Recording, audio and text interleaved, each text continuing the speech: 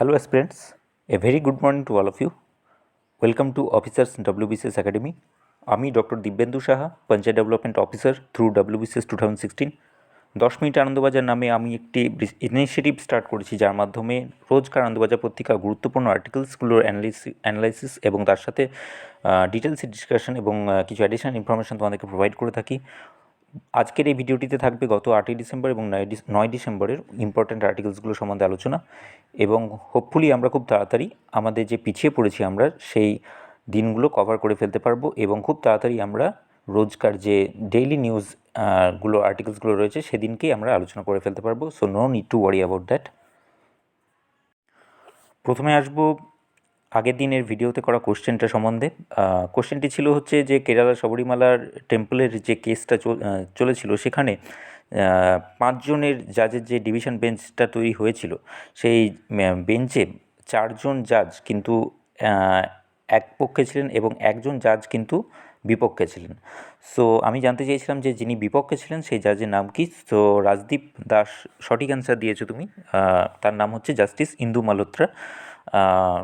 খুব আশ্চর্যজনকভাবে তিনি একজন মহিলা, এবং তার যে রায়টি ছিল সেটি কিন্তু ছিল যে কেরালার শবরীমালা টেম্পলে মহিলাদের যে এন্ট্রি সেটা কিন্তু তিনি বলেছিলেন সেটি অসাংবিধানিক, এবং সেটি কিন্তু উচিত নয়, কারণ এটি যে প্রাচীন যে হেরিটেজ আর টেম্পলের যে হেরিটেজ রয়েছে এবং প্রাচীন যে তাদের যে ঐতিহ্য রয়েছে সেটার কিন্তু পরিপন্থী। সো এটি খুব ইম্পর্ট্যান্ট একটি কোশ্চেন। এটি কেরালা শবরীমালা টেম্পল, তোমরা সবাই জানো যে আমাদের right two freedom of religion যেটা আছে সেটা নিয়ে একটা কেস হয়েছিল, যেখানে মহিলাদের প্রবেশাধিকার সাংবিধানিক কি সাংবিধানিক নয় সেটা নিয়ে একটা কোশ্চেন মার্ক উঠেছিল, এবং যেখানে রায় দেওয়া হয়েছে 4:1 এই 4:1 এই রেশিওতে কিন্তু রায়টি মহিলাদের ফেভারে গেছে। সো আজকের যে কোশ্চেনটা তোমাদের জন্য থাকবে সেটা হচ্ছে যে Indian constitution is founded on the bedrock of the balance between parts 3 and parts 4। তোমরা জানো পার্ট 3 এবং পার্ট 4-এ আমাদের কনস্টিটিউশনে কী রয়েছে। পার্ট 3-তে রয়েছে ফান্ডামেন্টাল রাইটস, এবং পার্ট 4-এ রয়েছে directive principles of state policy. So এই যে কমেন্টটি, Indian constitution is founded on the bedrock of the balance between part 3 and part 4, এই পার্টিকুলার এই কমেন্টটি সুপ্রিম কোর্ট কোন কেসের ক্ষেত্রে করেছিল, অর্থাৎ কোন কেসের ক্ষেত্রে সুপ্রিম কোর্ট এই কমেন্টটি যে রয়েছে এই স্টেটমেন্টটি অবজার্ভ করেছিল, তোমাদেরকে বলতে হবে সঠিক উত্তরটি কী। এই কোশ্চেনটি কিন্তু খুব ইম্পর্ট্যান্ট, কারণ এসএসসি বলো বা WBCS বলো, বিভিন্ন কম্পিটিটিভ এক্সামে কিন্তু পলিটির কোশ্চেন হিসেবে এই কোশ্চেনটি কিন্তু সচরাচর দেখা যায়। সো তোমরা যে খুব তাড়াতাড়ি সঠিক অ্যান্সার দিতে পারবে, আমি পরের ভিডিওতে তার নামটি অ্যানাউন্স করব। ফার্স্ট আর্টিকেলটি যেটি রয়েছে ম্যানগ্রোভ নিয়ে। তোমরা সবাই জানো যে কয়েক মাস আগে আমাদের রাজ্যের উপকূলবর্তী অঞ্চলগুলো একটি বিশাল বড় প্রাকৃতিক বিপর্যয়ের সম্মুখীন হয়, এবং তার নাম হচ্ছে আমফান। এবং তাতে কিন্তু আমাদের যে উপকূলবর্তী এরিয়াগুলো রয়েছে তার যে ইনফ্রাস্ট্রাকচার রয়েছে সেগুলো কিন্তু ব্যাপকভাবে বিপর্যস্ত হয়েছিল, এবং তার বিকল্প পরিস্থিতি এবং তার সমাধান হিসেবে কিন্তু পরিবেশবিদরা যেটা মনে করছেন যে ম্যানগ্রোভ অরণ্য যতটা বাড়ানো যাবে এই প্রাকৃতিক বিপর্যয়, এই ঘূর্ণিঝড় এ সমস্ত থেকে কিন্তু আমরা ততটাই বেশি সেফ থাকতে পারবো। এবং ম্যানগ্রোভ নিয়ে এই আর্টিকেলটি তোমরা এটা পড়ে রাখবে, কারণ এটি যে কোনো পরীক্ষায় যদি ম্যানগ্রোভ সম্বন্ধে কোনো কিছু লিখতে আসে তাহলে কিন্তু এটা তোমাকে হেল্প করবে। এ প্রসঙ্গে কয়েকটা ইনফরমেশান এখানে দেওয়া আছে যে যেসব এলাকায় রোজ জোয়ার ভাটা হয় সেখানে বাইন, কেওড়া, গেওয়া গাছ লাগানো জরুরি, কারণ এই গাছগুলি ভূমিক্ষয় রোধে সক্ষম। এবং যেসব এলাকায় মাসে 2বার জোয়ার ভাটা হয় সেখানে কটালের জল ওঠে, সেখানে গর্জন জাতীয় গাছ বেশি সংখ্যায় লাগাতে হবে, কারণ এই গাছগুলি মূলত ঝড় রুখে দেয়, এবং অতি প্রবল ঘূর্ণিঝড়ে এই গাছগুলি জনপদগুলিকে আরও বড় বিপদ থেকে রক্ষা করে। এর পরের আর্টিকেলটি আমাদের গণতান্ত্রিক কাঠামোর চতুর্থ স্তম্ভ অর্থাৎ সাংবাদিকতা নিয়ে। যে কোনো গণতান্ত্রিক দেশে কিন্তু সাংবাদিকতা একটা গুরুত্বপূর্ণ রোল রয়েছে আমরা জানি, এবং গণতন্ত্রের একটা মূল উপাদান সংবাদ। যদি সকলের অভিমত নিয়ে সরকার চালাতে হয় তাহলে কিন্তু সেই সব মত তথ্য নির্ভর হওয়া দরকার, এবং সংবাদপত্র আসার পর তার যে প্রথম প্রতিদ্বন্দ্বী দেখা গেছিলো সেটা ছিল টেলিভিশন। এবং রেডিওতে যারা খবর শুনতেন তারা কিন্তু সকালে যেটা কাগজ পড়ার অভ্যেস তাদের ছিল, এবং বাড়িতে টিভি আসার পর কিন্তু সংবাদপত্র পড়ার অভ্যেসটা আস্তে আস্তে কমতে থাকে। এবং এরপরে যেটা আসে অর্থাৎ ইন্টারনেটে কিন্তু বিনা পয়সায় যে কোনো ধরনের খবরের কাগজ পড়া যেতে পারে। এবং তার ফলে কী হলো, যে সংবাদপত্রগুলোর যে ফিজিক্যাল যে পেপার রয়েছে সেই ফিজিক্যাল পেপারের চাহিদা কমলো, এবং তার সাথে সাথে সংবাদপত্রের আয় কিন্তু কমতে শুরু করলো। এবং তার সাথে আরও একটি ঘটনা যেটা হচ্ছে যে সংবাদপত্রের মেন ইনকাম যেটা ছিল সেটা কিন্তু বিজ্ঞাপন থেকে আসতো। এবং ইন্টারনেট আসার পর থেকে এবং আমাদের ডিজিটাল ফোরামটা ইমপ্রুভড হওয়ার সঙ্গে সঙ্গে যেটা হলো যে মোস্ট অফ দ্য অ্যাডভার্টাইজমেন্ট এবং যে অন্যান্য যে বিজ্ঞাপনগুলো রয়েছে সেগুলো কিন্তু ডিজিটাল ফোরামে দেওয়ার প্রেফার করলো মানুষজন, এবং তার ফলে কিন্তু সংবাদপত্রের আয়ও কিন্তু অনেকটা কমে গেল। যার ফলে যে এক্সিস্টিং নিউজ পেপার এজেন্সিগুলো রয়েছে সেগুলো কিন্তু তাদের অস্তিত্ব টিকিয়ে রাখার জন্য সংগ্রাম চালাচ্ছে, এবং তার জন্য তাদের বিভিন্ন জায়গায় শরণাপন্ন হতে হচ্ছে এবং কম্প্রোমাইজ করতে হচ্ছে তাদের খবরের সঙ্গে, যেটা কিন্তু একটি গণতান্ত্রিক দেশে কিন্তু হওয়া উচিত না। এবং বর্তমানে আরও একটি যে সমস্যা, যে সংবাদপত্রের খবরকে রেগুলেট করার এজেন্সিগুলোর যেমন প্রেস কাউন্সিল অফ ইন্ডিয়া রয়েছে, তোমরা সবাই জানো। এবং তার সাথে সাথে যে ডিজিটাল নিউজ পেপারগুলো রয়েছে সেই ডিজিটাল নিউজ পেপারকে রেগুলেট করার জন্য এখন অবধি আমাদের দেশে কোনো এজেন্সি তৈরি হয়নি, এবং সেটা নিয়ে কেন্দ্রীয় সরকার চিন্তাভাবনা চালাচ্ছে যে একটি রেগুলেটরি এজেন্সি যাতে তৈরি করা যায়। সো তার জন্য যেটা হচ্ছে যে বিভিন্ন ধরনের খবর পেয়ে মানুষ বিভ্রান্ত হয়ে পড়ছেন, এবং অনেক সময় ফলস নিউজ বা রুমার্সকে খবর বানিয়ে মানুষের মাধ্যমে ছড়িয়ে দেওয়া হচ্ছে, এবং তাতে কিন্তু অনেক বড় বড় দুর্ঘটনা ঘটছে। সো এই আর্টিকেলটি আমার মনে হয় খুব ইম্পর্ট্যান্ট। তোমরা যদি জার্নালিজমের উপর কোনো আর্টিকেল লিখতে আসে তাহলে কিন্তু এই আর্টিকেলটি তোমাদের খুব হেল্প করবে। তোমরা এটা সবাই পড়ে রাখবে। এটা কিন্তু ডেসক্রিপটিভ রাইটিং পারপাসে খুব গুরুত্বপূর্ণ। এর পরের আর্টিকেলটির হেডিং রুদ্ধ ও মুক্ত।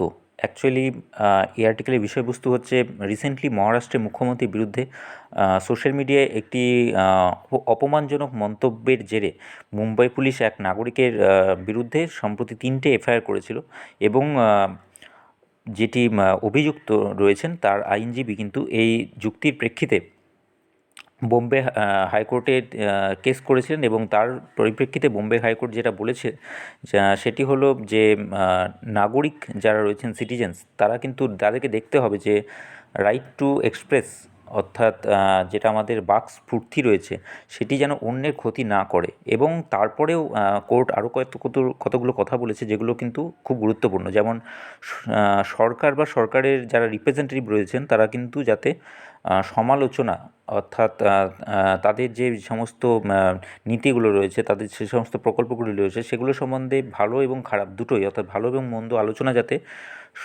সমানভাবে গ্রহণ করে, অর্থাৎ তারা যেন তাদের সমালোচনাটাকে সহ্য করতে পারে সেটা কিন্তু সচেষ্ট হতে হবে সরকারকে। এবং যারা নাগরিক রয়েছেন বিশেষত যুব সম্প্রদায়, তারা যদি তাদের মুক্ত মত প্রকাশ না করতে পারেন তাহলে কীভাবে সরকার তাদের ঠিক বা ভুল সেটা বুঝবে। সো আমরা যেটা জানি যে আমাদের যে রাইট টু এক্সপ্রেস যেটা রয়েছে আমাদের আর্টিকেলে, সেখানে কিন্তু একটি খুব থিন লাইন রয়েছে, যেখানে আমরা সেই লাইনটি খুব সূক্ষ্ম, অর্থাৎ কারোর বাক স্বাধীনতার মাধ্যমে কারোর অন্যের কোনো স্বাধীনতার হস্তক্ষেপ হচ্ছে কি না সেটা কিন্তু বোঝার উপায়টা খুব আমাদের পক্ষে সম্ভব নয়, কারণ সেটি একটি খুব সূক্ষ্ম একটি ব্যাপার। এবং তার জন্যই বিভিন্ন সময় বিভিন্ন দিক থেকে বিভিন্ন জায়গায় কেস হয়েছে, এবং সেই কেসে কিন্তু সুপ্রিম কোর্ট বিভিন্নভাবে আমাদের এই ফান্ডামেন্টাল রাইটকে ইন্টারপ্রেট করেছে। সো আমরা যেটা জানি যে রিসেন্টলি প্রকাশিত যে ওয়ার্ল্ড প্রেস ফ্রিডম ইন্ডেক্স, সেখানে কিন্তু ভারতের স্থান হচ্ছে 180টি দেশের মধ্যে 142তম। স্বভাবতই এটা আমাদের কাছে পরিষ্কার যে আমাদের দেশে যে প্রেস রয়েছে, অর্থাৎ জার্নালিজম রয়েছে, তারা কিন্তু মুক্তভাবে, অর্থাৎ স্বাধীনভাবে তাদের মত প্রকাশে সক্ষম হন না। এবং বিভিন্ন জায়গায় বিভিন্ন সময় আমরা জানি যে তারা যদি তাদের নিজস্ব মত বা মানুষের মত প্রকাশ করতে সফলও হন, সেখানেও কিন্তু তাদেরকে অনেক ধরনের অত্যাচার, যেমন গ্রেপ্তার এবং এফআইআর, সমন, শোকজ এবং শারীরিক হেনস্থা এবং মানসিক পীড়নের শিকার হতে হয়। সো এটা আমাদেরকে দেখতে হবে, মানে সরকারকেও অর্থেও দেখতে হবে যে এই যে মুক্ত কণ্ঠ, আমাদের যে রাইট টু ফ্রিডম রয়েছে, অফ এক্সপ্রেশন রয়েছে, সেই আর্টিকেল, সেই ফান্ডামেন্টাল রাইটটাকে যথাযথভাবে ইমপ্লিমেন্ট করাটা কিন্তু সরকারের কর্তব্য। এবং কোনো একটি সরকার যদি সমালোচনাকে সঠিক স্পিরিটে গ্রহণ করতে না পারে, তাহলে কিন্তু তারা কিন্তু সেই সরকার কিন্তু গণতান্ত্রিক কাঠামো যেটা রয়েছে সেটার কিন্তু ঠিকঠাকভাবে পালন করছেন না। অর্থাৎ তিনি যদি সমালোচনা গ্রহণ করতে সক্ষম না হন, তাহলে কিন্তু এক প্রকার তার শাসনের মাধ্যমে এক প্রকার ডিক্টেটরশিপকে বোঝায়। সো এই আর্টিকেলটি তোমরা পড়ে রাখতে পারো। এটা ফান্ডামেন্টাল রাইটস যেটা রয়েছে আমাদের, right two freedom of speech and expression, সেটি সম্বন্ধিত কোনো আর্টিকেল এলে তোমাদের এটা লিখতে সুবিধা করবে। এরপরের আর্টিকেলটি কোভিড-19 ভ্যাকসিন নিয়ে। কোভিড-19 ভ্যাকসিনে আমরা জানি যে সারা পৃথিবী জুড়ে বিভিন্ন দেশে বিভিন্ন এজেন্সি এবং বিভিন্ন ফার্মাসিউটিক্যাল কোম্পানির আন্ডারে কোভিড-19 ভ্যাকসিন টিকা তৈরির একটি চেষ্টা চলছে, এবং বিভিন্ন ফেজে বিভিন্ন ট্রায়ালের মাধ্যমে এই টিকার যে পরীক্ষা নিরীক্ষামূলক যে স্টেজগুলো রয়েছে সেগুলি চলছে। এবং অলরেডি ইউকেতে তোমরা সবাই জানো যে ইউনাইটেড কিংডমে অলরেডি কোভিড-19 ভ্যাকসিন অ্যাপ্লাই করা, অর্থাৎ মানবদেহে প্রয়োগ করা স্টার্টও হয়ে গেছে।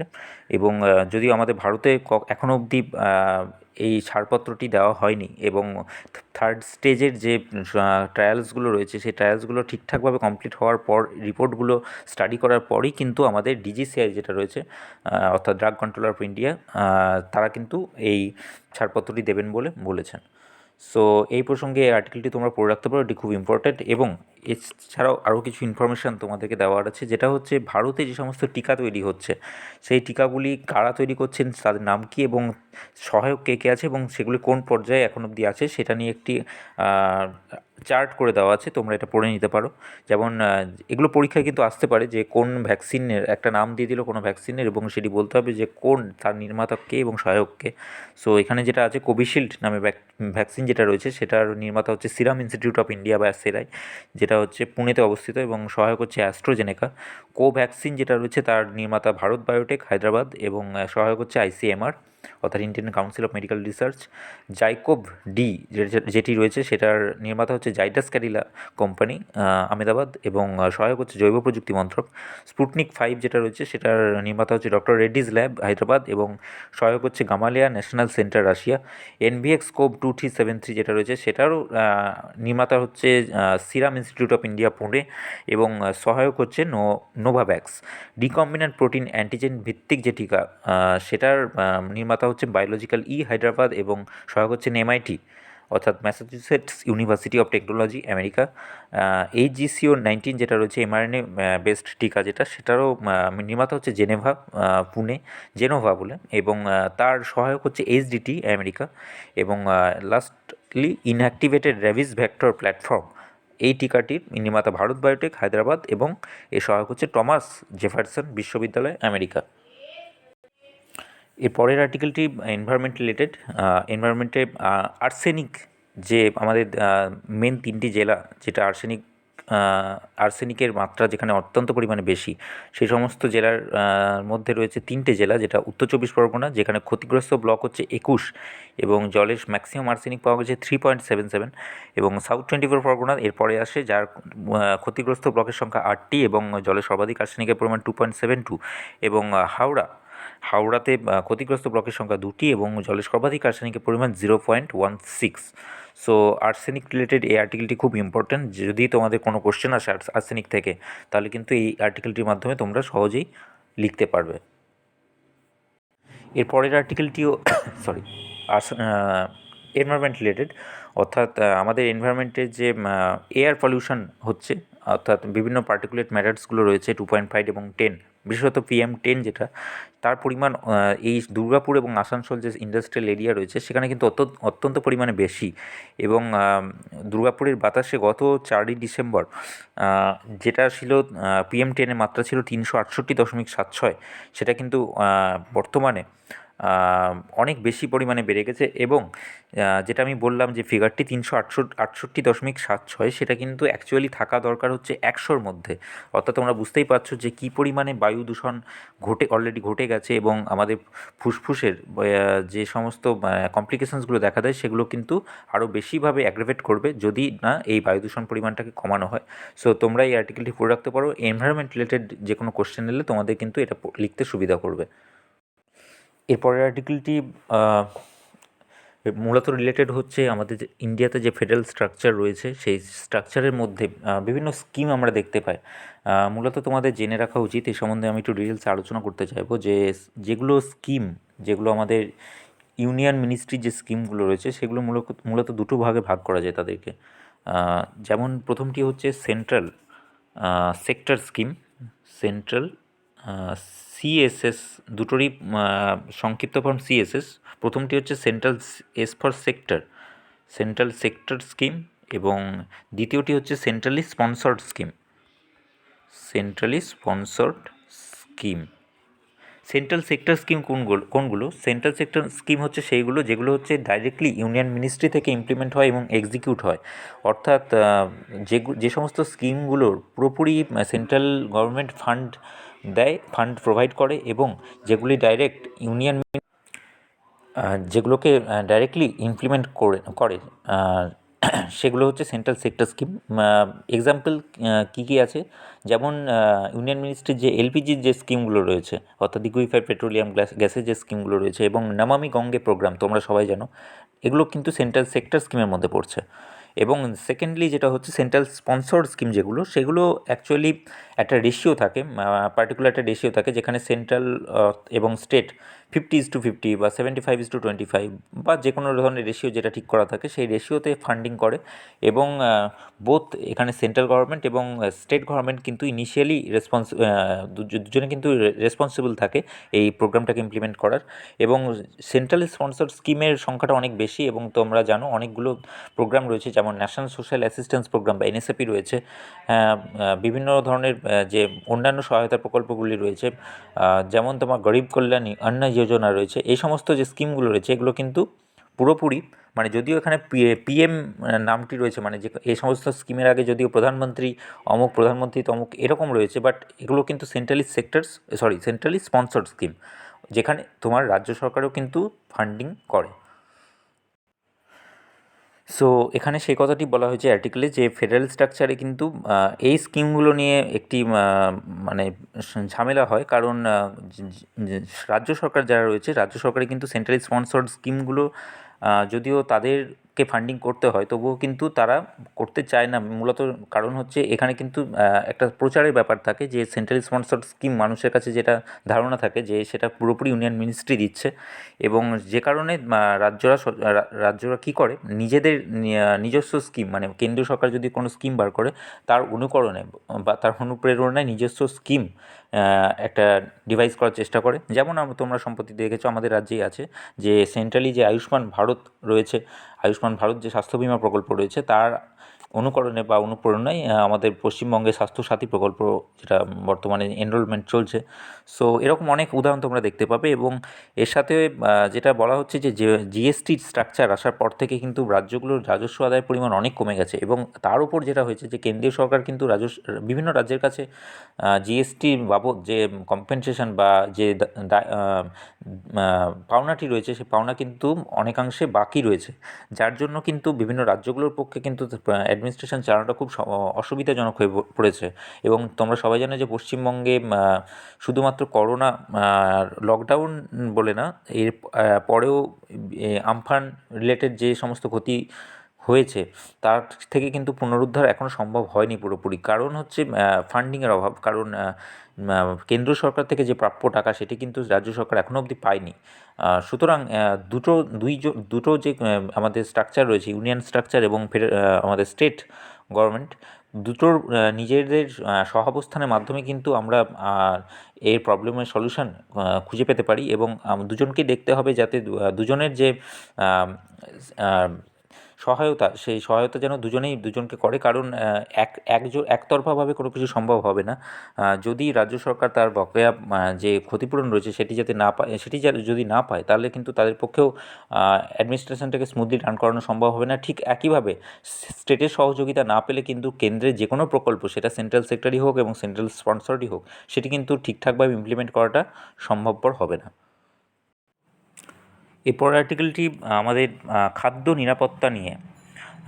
তোমরা রিসেন্টলি একটা খবর পেয়েছো হয়তো, যে রিসেন্টলি দিল্লির যে পরিবেশ গবেষণা সংস্থা রয়েছে, centre for science and environment, সেখানে কিন্তু সাংবাদিক বৈঠকে যেটা বলা হয়েছে যে দেশের কোনো একটি নামী ব্র্যান্ড যার আন্ডারে মধু বিক্রি হতো, সেই মধু কিন্তু খাঁটি মধু নয় এবং সেটাতে কিন্তু চিনির রস মেশানো রয়েছে।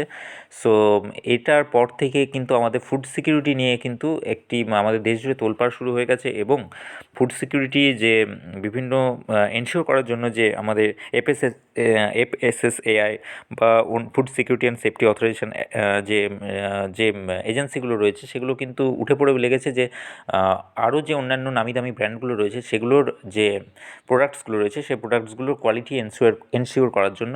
কারণ এটা কিন্তু একটি বিরাট পরিমাণে বলতে পারো একটা ক্রাইম। কারণ কোনো যে যে প্রোডাক্ট যেটা একটা ব্র্যান্ডিংয়ের মাধ্যমে বিক্রি হয়, সেটা কিন্তু একটি বিশ্বাসযোগ্যতা রাখে, এবং সেই বিশ্বাসযোগ্যতার পরিপ্রেক্ষিতেই মানুষ কিন্তু সেই প্রোডাক্টটি পারচেজ করে। এবং সেটির পরিবর্তে যদি ভেজাল বা অন্য কোনো ডুপ্লিকেট সাবস্ট্যান্স দিয়ে সেই প্রোডাক্টটি তৈরি হয়, এবং সেই প্রোডাক্টটির যদি ঠিকঠাক 100% কোয়ালিটি এনশিওর না করে, তাহলে কিন্তু এটা কাস্টমারকে পুরোপুরি চিট করা হয়, এবং এর এগেনস্টে কিন্তু স্ট্রিনজেন্ট অ্যাকশন নেওয়া নেসেসারি রয়েছে। সো এই আর্টিকেলটি তোমরা পড়ে রাখতে পারো। পরবর্তী যে পরীক্ষাগুলো আসবে সেখানে কিন্তু ফুড সিকিউরিটি অ্যাক্ট নিয়ে কোশ্চেন আসতে পারে, সো সেখানে তোমাদের এটি অনেক হেল্পফুল হবে। এই পরের আর্টিকেলের হেডিং, দেশে খুবই বেশি গণতন্ত্র, মত নীতি আয়োগ প্রধানের। রিসেন্টলি নীতি আয়োগের সিইও যিনি রয়েছেন অমিতাভ কান্ত, তিনি যেটা কমেন্ট করেছেন যে এদেশে খুবই বেশি মাত্রায় গণতন্ত্র রয়েছে, অর্থাৎ কোনো একটি সংস্কার যদি করা হয়, মানে যেটা একটা কঠোর সংস্কারমূলক যদি পদক্ষেপ সরকার গ্রহণ করে, সেটি গ্রহণ করতে কিন্তু ইন্ডিয়ার যে স্ট্রাকচার রয়েছে সেখানে কিন্তু অনেক প্রবলেম ফেস করতে হয়। যদিও যারা বিরোধী রয়েছেন তারা কিন্তু যেটা বলতে চাইছেন যে এরকম ধরনের মন্তব্য করাটা ওনার পক্ষে, মানে ওনার জন্য উচিত নয়। কারণ গণতন্ত্রকে কোনো দিনই খুব বেশি গণতন্ত্র হিসেবে কোনো কিছু হয় না। গণতান্ত্রিক কাঠামোতে যেটা হয় যে যে কোনো একটি পদক্ষেপ গ্রহণ করার পূর্বে সেটা কিন্তু সমালোচনা এবং মতামত বিনিময়ের মাধ্যমে গ্রহণ করাটি তাৎপর্যপূর্ণ। এবং রিসেন্টলি যে কৃষকরা যে ফার্ম ল যেটা রয়েছে, কেন্দ্রীয় সরকারের ফার্ম অ্যাক্টের বিরুদ্ধে দাবি জানাচ্ছেন তারা, সেখানে তারা যেটা বলছেন যে ন্যূনতম সহায়ক মূল্য যেটা রয়েছে, সেই ন্যূনতম এমএসপি অর্থাৎ মিনিমাম সাপোর্ট প্রাইস যেটা রয়েছে, মিনিমাম সাপোর্ট প্রাইসের যেন যে প্রভিশনটা রয়েছে সেটি থেকে সরকার যেন পরবর্তীকালে সরে না আসে। এবং নীতি আয়োগের সিইও তার উত্তরে যেটা বলেছেন যে এমএসপি থাকবে, এবং তার সাথে যে অন্যান্য মান্ডিগুলো আছে সেগুলোও থাকবে, অর্থাৎ ফার্মার্সদের হাতে ম্যাক্সিমাম মানে সুযোগ দেওয়া হলো, অর্থাৎ ম্যাক্সিমাম চান্সেস দেওয়া হলো তাদেরকে, যে তাদের কাছে অপশানস অনেক বেশি থাকলো, যে তারা তাদের যে উৎপাদিত পণ্য সেটিকে বিক্রি কোথায় করবে সেটা তাদের হাতেই থাকবে, এবং তাতে কিন্তু তাদেরই লাভ বলে তিনি মনে করছেন। এর পরের আর্টিকেলটি টাইগার কনজারভেশন নিয়ে। রিসেন্টলি মানস যে কনজারভেশন সেন্টার আছে আসামে, সেই মানস সংরক্ষণ এরিয়াটিতে যেটি দেখা গেছে যে 2010 সালে যে শুমারি হয়েছিল, অর্থাৎ গণনা হয়েছিল, সেখানে কিন্তু মানস ও তার আশেপাশে জঙ্গল মিলিয়ে বড়জোর 10 থেকে 15টি বাঘের সন্ধান পাওয়া গেছিলো। কিন্তু 2019 সালে যে রিসেন্টলি যে গণনা হয়েছে সেখানে কিন্তু দেখা গেছে যে মানুষে বর্তমানে কিন্তু বাঘের সংখ্যা এখন 52, যেটি কিন্তু 9 বছরে প্রায় 5 গুণ বেড়ে যাওয়ার মতো। সো এই আর্টিকেলটি তোমরা পড়ে রাখতে পারো। টাইগার কনজারভেশনের যে যদি কোনো রিলেটেড কোনো আর্টিকেল আসে তাহলে কিন্তু এটা তোমাদের হেল্প করবে। এই প্রসঙ্গে আমি বলে রাখি যে বোডোল্যান্ডে থাকা যে মানুষ যে এরিয়াটি রয়েছে, জঙ্গলটি রয়েছে, সেটি কিন্তু 1972 সালে ব্যাঘ্র প্রকল্প বা টাইগার কনজারভেশন এরিয়া হিসেবে চিহ্নিত হয়। এবং 1980 থেকে 2003 পর্যন্ত বিভিন্ন টেররিস্ট অ্যাক্টিভিটিতে কিন্তু এই এরিয়াটি বিপর্যস্ত ছিল এবং বোডোল্যান্ড চুক্তির পরে আস্তে আস্তে এই এরিয়াতে স্থিতাবস্থা ফিরে আসে এবং 2010 থেকে বিভিন্ন ধরনের সংরক্ষণকারী যে সংস্থাগুলো রয়েছে, যেমন আরণ্যক, WWF এবং WTI ইত্যাদি, এই সংরক্ষণের কাজে এগিয়ে আসে এবং 2011 সালে মানুষ তার ঐতিহ্য ক্ষেত্রে সম্মান ফিরে পায়। এছাড়াও মানুষে শুধুমাত্র টাইগার নয়, এছাড়াও রয়েছে গন্ডার, যেটা আগে দেখা যেত না, সেখানে কিন্তু গন্ডারের সংখ্যাটা বেড়েছে এবং তার সাথে রয়েছে পিগমি হগ, হিসপিড হেয়ার, বেঙ্গল ফ্লোরিকানের মতো বিপন্ন পশু পাখি। এবারের ইলাস্ট্রেশনটি যেখানে রয়েছে যে ব্রিটেনের ইম্পর্ট্যান্ট ইভেন্টসগুলোর একটা ক্রোনোলজি রয়েছে, তোমরা এটি পড়ে রাখতে পারো। অতি সম্প্রতি যেটা হয়েছে 8ই ডিসেম্বর 2020-তে কোভিড-19-এর প্রথম যে পরীক্ষিত টিকা, সেটা ইউনাইটেড কিংডমের অধিবাসী মার্গারেট কিনানকে দেওয়া হয়েছে। তোমরা এটা নোট করে রাখতে পারো এবং এর সাথে যে ক্রোনোলজিতে যে ইম্পর্ট্যান্ট ইয়ারগুলো রয়েছে সেগুলো কিন্তু নোট করে রাখতে পারো। এটি তোমাদের কিন্তু এক্সামগুলোতে হেল্প করবে।